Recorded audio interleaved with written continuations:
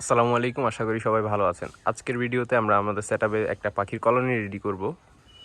চলেন আগে পাখির কলোনিটা রেডি করি, এরপর কোন পাখি আনবো এই ডিটেলস বলতেছি। প্রথমে ভাবছিলাম এই জায়গায় কলোনিটা রেডি করব। এখন যে পরিমাণ গরম পড়া শুরু হয়েছে, এই জায়গায় কলোনি রেডি করলে পাখিগুলো সিদ্ধ হয়ে যাবে পুরো। এখন কলোনি কাজটা রুমের ভিতরে শুরু করব। আর এইখানে হচ্ছে আমাদের ফিশ ট্যাঙ্ক।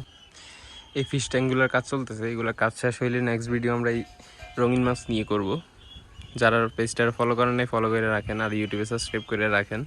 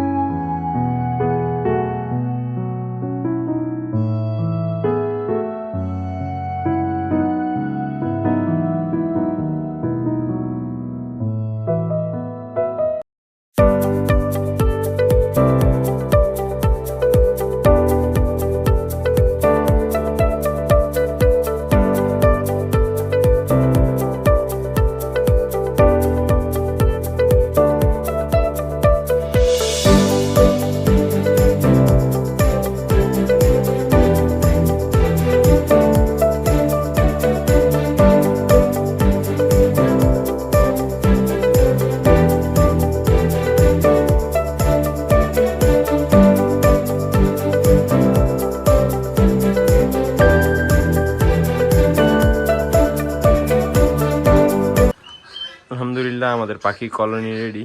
অলমোস্ট 3-4 দিন ধরে কাজ চলছে। 2 কোটে রং কইরা দিছি এটারে। এখন পাখি আনার জন্য পুরোপুরি রেডি। এখন এখানে কিছু পাখি আছে, আমার পুরানা 3টা জাভা আছে আর এখানে একটা লাভ বার্ড আছে। এই কলোনিটা মোটামুটি 7 ফিট লম্বা আর হাইট 6 ফিট।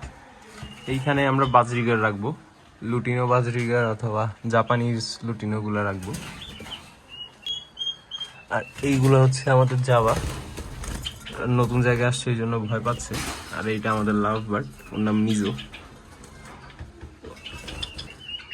মিজো হচ্ছে আমাদের একটা টেম করা পাখি, অলমোস্ট 2 মাস ধরেও আমার কাছে আছে। লাভ বার্ডের কলোনি আমরা আস্তে আস্তে রেডি করব আরও একটা খাঁচা দিয়ে। আমার কাছে অনেকগুলো জাভাও ছিল, এখন জাভার কলোনিটা পুরো বন্ধ করে দিছি। এখন বাজরিগার, লাভ বার্ড, ককাটেল, অনেক বড় বড় পাখিগুলো সেট আপ রেডি করবো আস্তে আস্তে। বাজরিগারগুলো আমরা মিরপুর 1 থেকে নিয়ে আসবো, বাংলাদেশের সবচেয়ে বড় পাখির হাট যেখানে বসে। আর কি কি পাখি রাখা যায় কলোনিতে আপনারা সাজেস্ট করেন।